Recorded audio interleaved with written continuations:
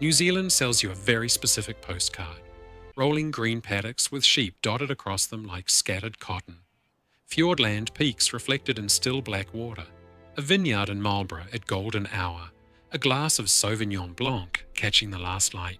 Milford Sound with a cruise boat gliding past a waterfall.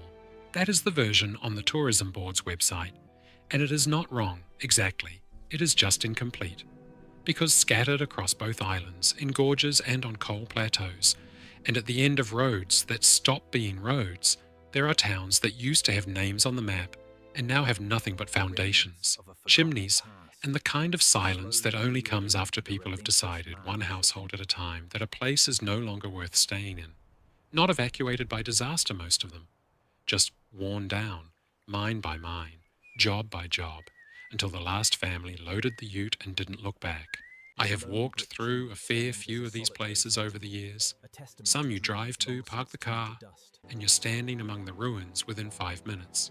Some you need a mountain bike, a good pair of boots, a river crossing or two, and a few hours of daylight you can't get back if you misjudge it. What strikes you standing in most of them isn't the ruin itself. It's the ordinariness of what was left behind. A fireplace, a foundation, a set of tennis courts slowly disappearing under gorse.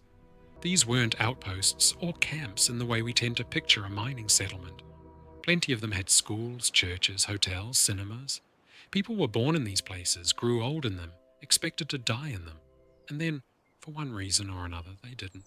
Today I want to take you through 15 of these towns, the ones New Zealand built with real intention, real investment, real communities, and then, one way or another, gave up on.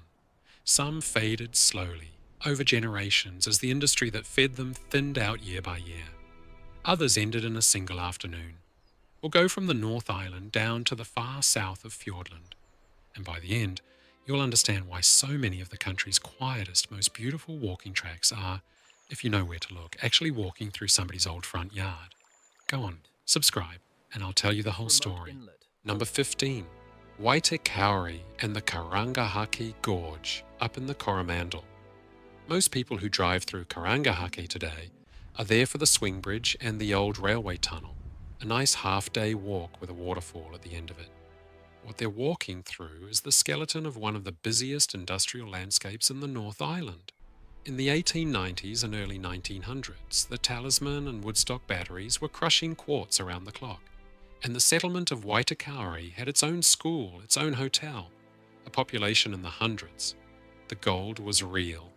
This stretch of the Coromandel produced some of the richest ore ever found in the country. But quartz mining is expensive to run and cheap to abandon. When the easy seams thinned out in the 1920s, the companies pulled the machinery, and the workers followed the next boom wherever it was. What's left is concrete foundations swallowed by Kanuka scrub and a network of tunnels the Department of Conservation now lights for tourists to walk through, entirely unaware they're standing where a town used to argue about wages and weather and the price of gold in London. The official record tends to frame the closure as simple economics, declining ore grade, rising costs. What that framing leaves out is the human cost of a company town, with almost no diversification. When the Talisman Company folded, there was no second industry to catch the families left behind, and the school that once needed multiple teachers closed within a couple of years for lack of pupils. The bush took less than a lifetime to erase what 4,000 men had built, and today the loudest sound in the gorge is the swing bridge creaking under day trippers who have no idea they're walking through a town's old high street. Number 14. Tangarakau, deep in the King Country. This one existed for a single reason. The Stratford to Okahukura railway line, a project so difficult that it took the better part of 3 decades to complete through some of the roughest country in the North Island. At its peak, Tangarakau had close to 1,000 people living in a construction camp turned proper township, with a school, a picture theatre, and enough community spirit that old residents still hold reunions decades later. When the line was finished in 1932, there was simply no more reason for the camp to exist. The workers moved on to the next job, the way construction workers always have. Today, the only structure of note is a small, well-kept cemetery beside the Tangarakau River, holding the graves of the men, women, and children who died, building a railway that barely gets used now. What official histories of the line rarely dwell on is how dangerous the work actually was, and how young the workforce often was. Cut through papa cliffs and river gorges that flooded without warning, the Tangarakau cemetery holds more than its share of accidental deaths from men in their teens and 20s. The line itself limped along for freight for decades, and today carries almost nothing.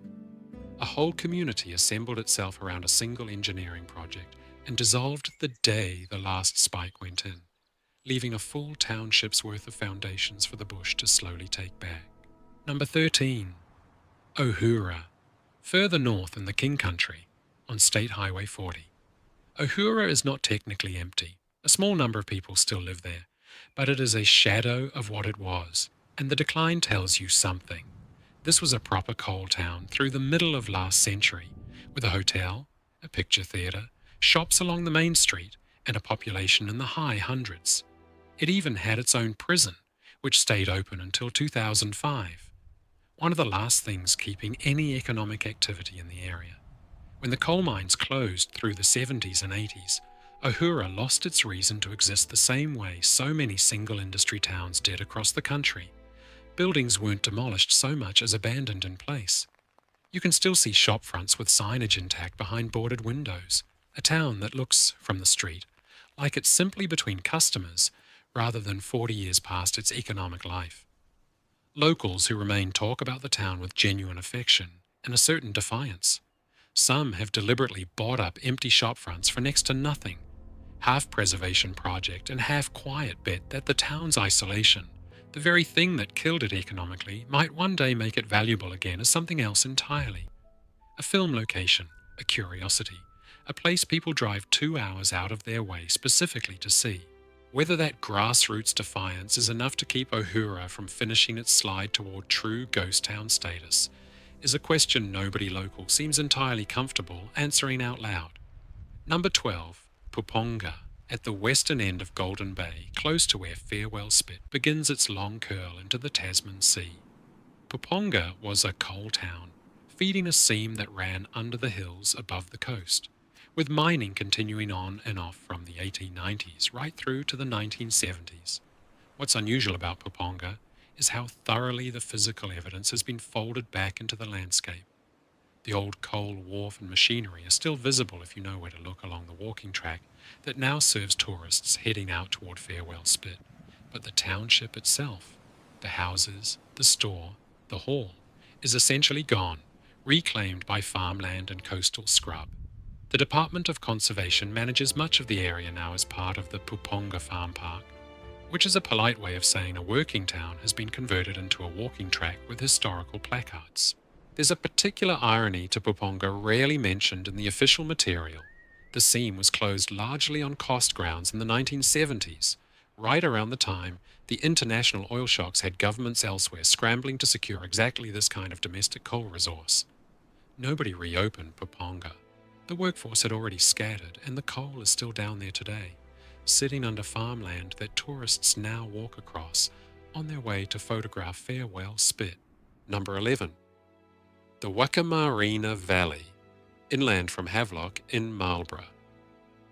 This was the site of one of the shortest, sharpest gold rushes in New Zealand history.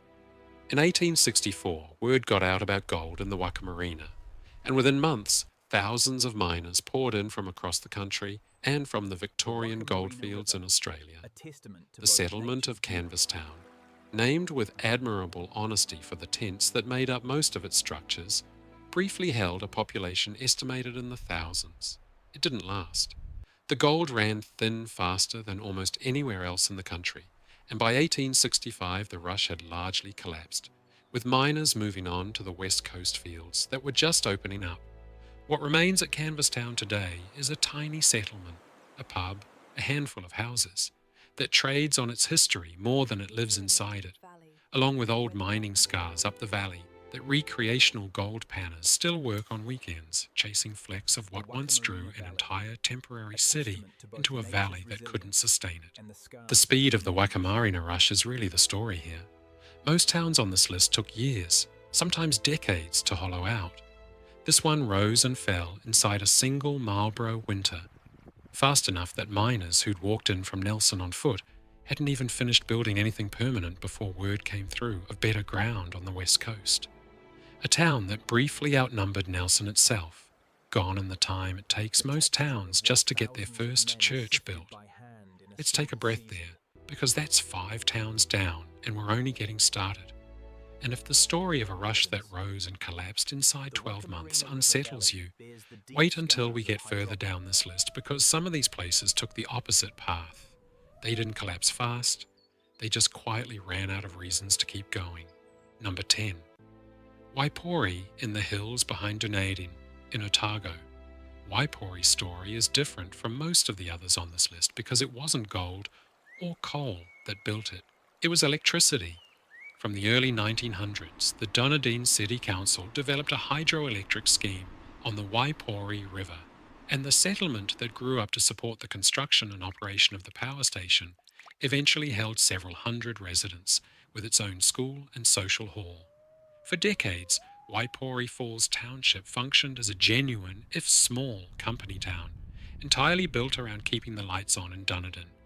As the power scheme was automated and modernised through the second half of the 20th century, fewer and fewer workers were needed on site, and the population drained away accordingly. Today, the settlement holds a small handful of residents, and much of what used to be a working township has been removed or left to decay quietly beside the dam that made it necessary in the first place.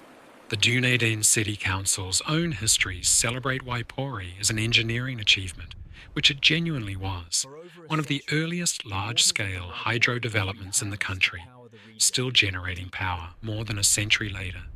What that framing skips over is what automation meant for the families who lived there.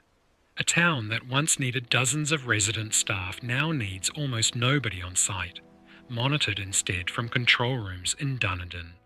It's a rare case on this list where the industry never actually left, but the humans it once required simply aren't needed anymore. Number 9. St. Bathans, further into central Otago. If you've seen a photograph of the impossibly blue lake surrounded by pale, eroded cliffs, you've seen St. Bathans without knowing its history. That lake is not natural. It's a flooded quarry, the result of decades of hydraulic sluicing that tore down an entire hillside chasing gold, undermining so much ground that the original township had to be partially relocated. At its peak in the 1880s, St. Bathans held something like 2,000 people and more than a dozen hotels along its main street. Today, the permanent population is measured in single digits, and only one of those hotels, the Vulcan, still operates, trading heavily on its reputation as one of the most reliably reported haunted buildings in the South Island, with stories about a former resident known locally as the Blue Lady passed down through generations of publicans. Whether you take that seriously or not, the Vulcan's continued survival is largely because St. Bathans understood something a lot of these towns didn't, that a genuinely eerie, genuinely beautiful ghost town can become an attraction in its own right, provided somebody stays behind to open the door. There's a harder question underneath the pretty photographs of the Blue Lake, though. That hydraulic sluicing didn't just take a hillside, it took an entire section of the original township with it, houses and all, undermined and collapsed into what became the quarry. The miners who did that work weren't thinking about tourism. They were thinking about the ounces of gold in the tailings. It's a strange kind of afterlife for a mining disaster, that the hole left behind became more valuable to look at than the gold taken out of it ever was. Number 8. Bendigo, out past Taras in central Otago, in some of the driest, starkest country in New Zealand. Bendigo was named, like a lot of Otago goldfields, by miners who'd worked the Australian rush of the same name. And it grew through the 1860s and 1870s into a proper stone-built settlement, unusual for a goldfields town because so much of it was constructed from local schist rather than timber. That's actually why Bendigo has survived better as a ruin than almost anywhere else on this list. Stone doesn't rot, doesn't burn, and doesn't get carted away for firewood the way weatherboard does. Walking through Bendigo today, you find genuine stone walls still standing at roughly the height they were built to, cottages with their fireplaces intact, all of it sitting in a landscape so dry and exposed that it looks more like the Australian outback than anywhere most people picture when they think of New Zealand. The gold gave out, the people left, the stone stayed exactly where it was put, and in that dry central Otago air, it's likely to stay that way for a very long time yet. What official geological surveys note, almost in passing, is that Bendigo's gold was never actually exhausted the way the popular story suggests. There's still ore in those hills. What ended mining was cost outpacing price, not the resource running dry. Small syndicates have periodically looked at reopening the field since, and periodically walked away once the numbers were run. Bendigo sits there today, less like a town that failed and more like one waiting. Quite literally, for gold prices the world hasn't yet delivered. Number 7. Bullendale. Further up the shot-over river gorge from Skippers, in genuinely difficult-to-reach country. Bullendale earns its place on this list for one specific reason beyond the usual gold mining story. It was the site of the first hydroelectric power station in the entire southern hemisphere, built in 1885 to run the stamping batteries that crushed quartz ore from the surrounding hills. For a brief period, this remote, near inaccessible gorge was more technologically advanced than most of the country's cities. The mining company that built it eventually failed, as so many quartz operations did once the easy money was gone, and Bullendale was abandoned by the early 20th century. What makes Bullendale worth the difficult walk in today?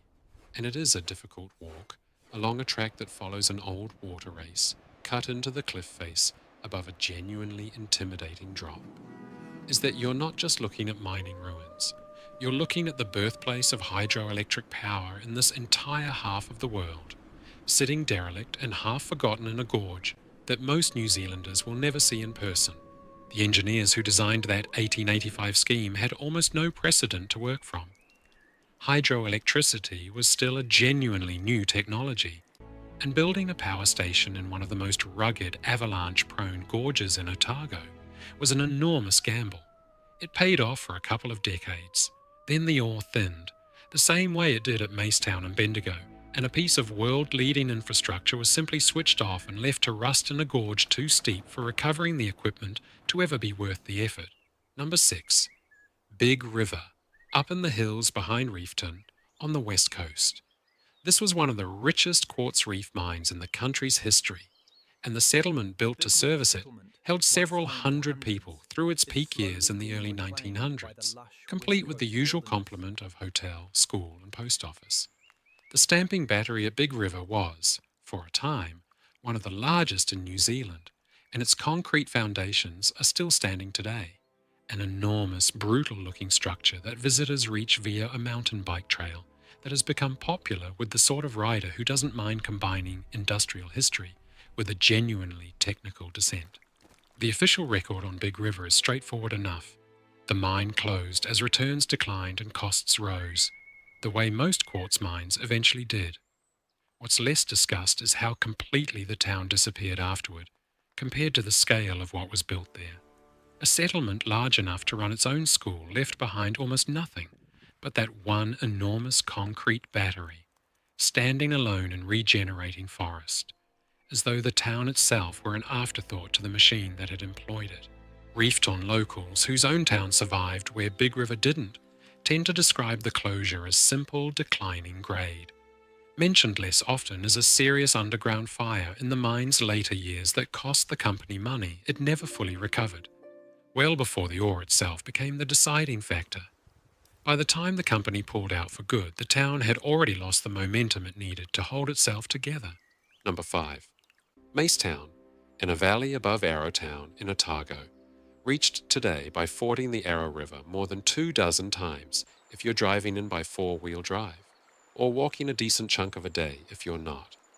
At its height in the 1870s, Macetown held more than 100 residents and enough infrastructure to feel like a real, if small, town, rather than a mining camp. What happened to Macetown is the pattern you'll have noticed by now. The gold thinned, the population followed the work elsewhere, and by the early 20th century the town was functionally empty. What makes Macetown distinct is how deliberately preserved what remains has become. The Department of Conservation maintains several of the surviving stone and brick structures, specifically because the difficulty of the access, those repeated river crossings, has kept the site from being overrun the way more accessible ruins often are. It's one of the few places on this list where you genuinely feel like you're seeing the town roughly as it was left, rather than as decades of casual visitors and souvenir hunters have gradually worn it down. What's easy to forget standing among Macetown's stone chimneys is how close this valley sits to Arrowtown, which took the opposite path entirely and became one of the most visited heritage towns in the South Island. Same goldfield, same era, same basic industry, one town chosen for preservation by sheer accident of access, the other left to the river crossings. The difference between a ghost town and a tourist town, more often than people admit, comes down to which side of a particular river the road happened to be built on. Number 4. Jackson Bay. Right down in South Westland, about as far south and as far from anywhere as this list is going to take you. Jackson Bay's story is different from the gold and coal towns, and in some ways sadder. In the 1870s, the government set up a special settlement scheme here, bringing immigrants, many of them from Italy, Germany, Poland and Scandinavia, with promises of fertile farmland and a thriving new community on the west coast frontier. What they found when they arrived was some of the wettest, most isolated, least farmable land in the entire country, cut off by rivers with no bridges and served by a coastline, too exposed for reliable shipping.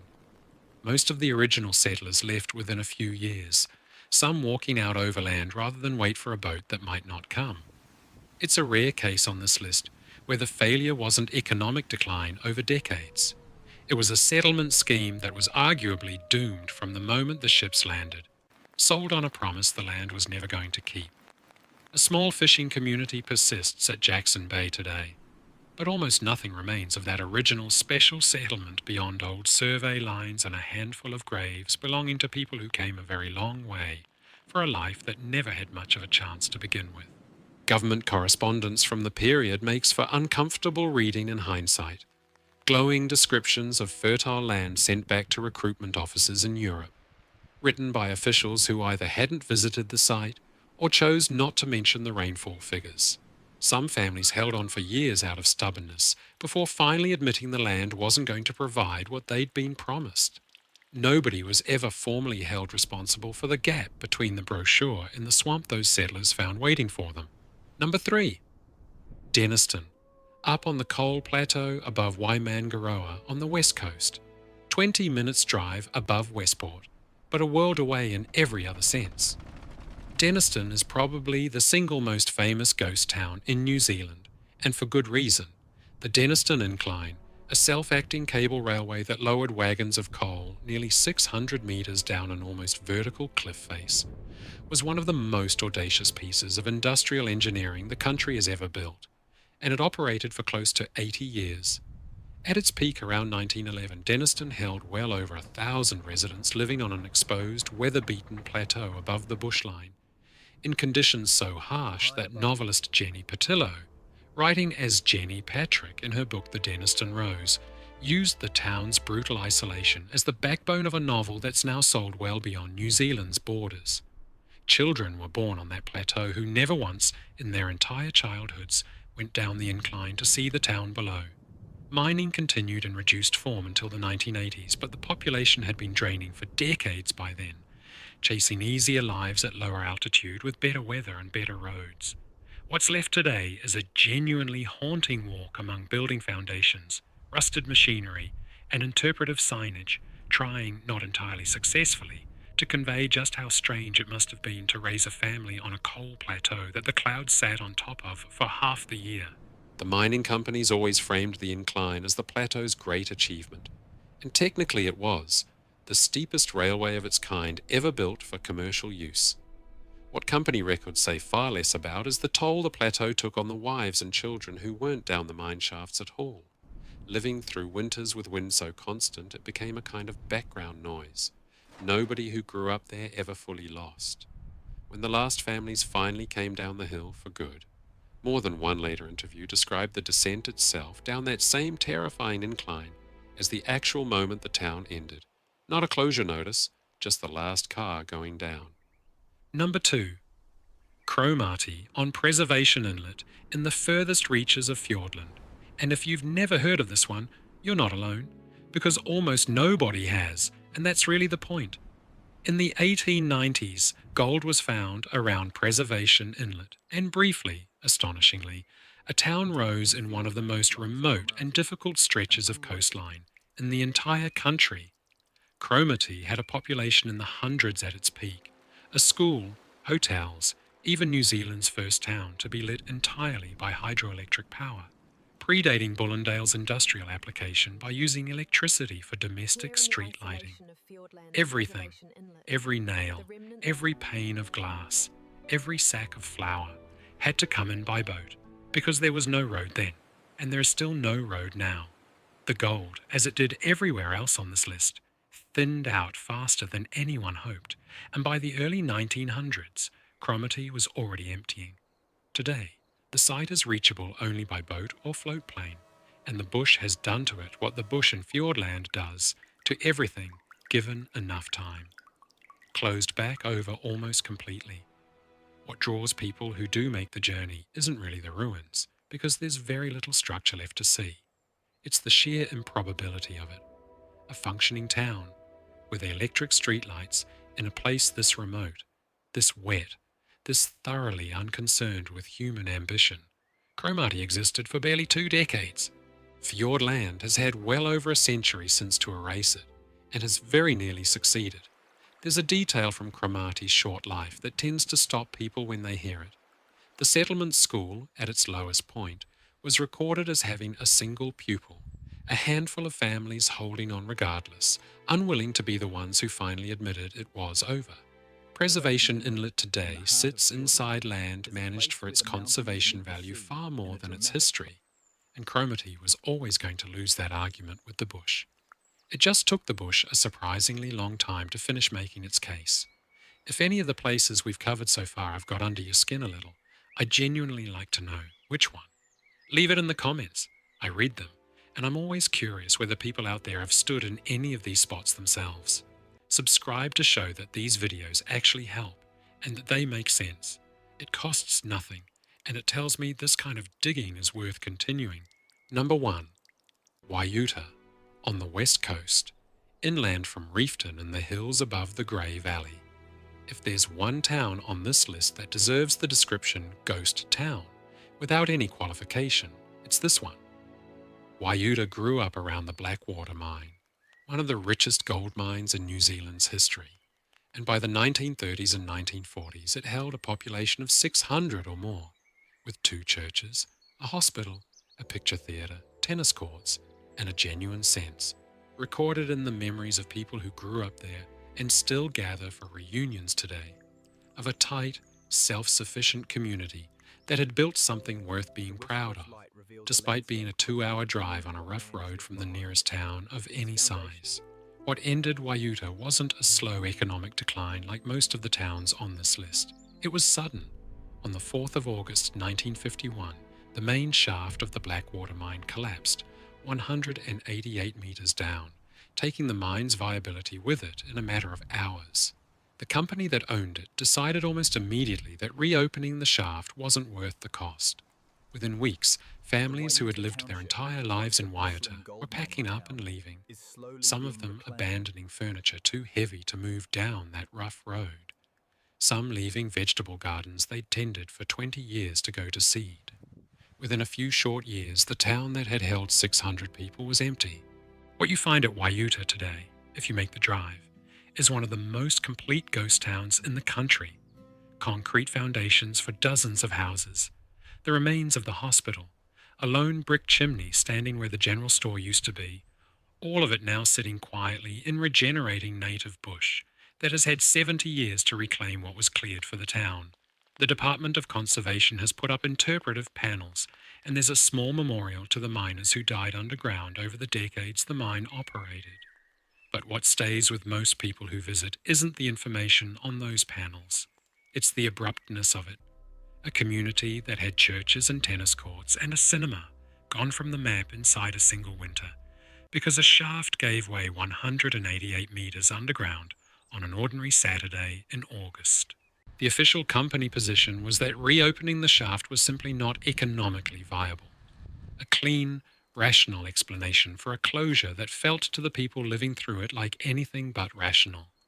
Former residents interviewed in later decades at the reunions that still bring old Waiuta families back to the site tell a more complicated version, that the mine had been struggling before the collapse, and the shaft failure gave the company a convenient, blameless reason to walk away from an operation it may well have wanted out of regardless.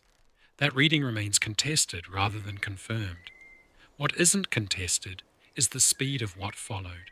Within a single winter, a town with 2 churches, a hospital, and a genuine community identity simply stopped existing, scattered to the 4 winds, carrying Waiuta with them only as a memory of what 600 people once made of a hillside that has now had 70 years to take it all back. There's something all 15 of these places share, even though the reasons behind each of them are different. A railway finished, a seam of coal exhausted, a shaft that collapsed, a settlement scheme that never had a chance. None of them failed because the people who built them lacked will or grit. Ohura, Denniston, Waiuta, Cromarty. These were communities that raised children, buried their dead, celebrated Christmas and argued about local politics, exactly the way any town does.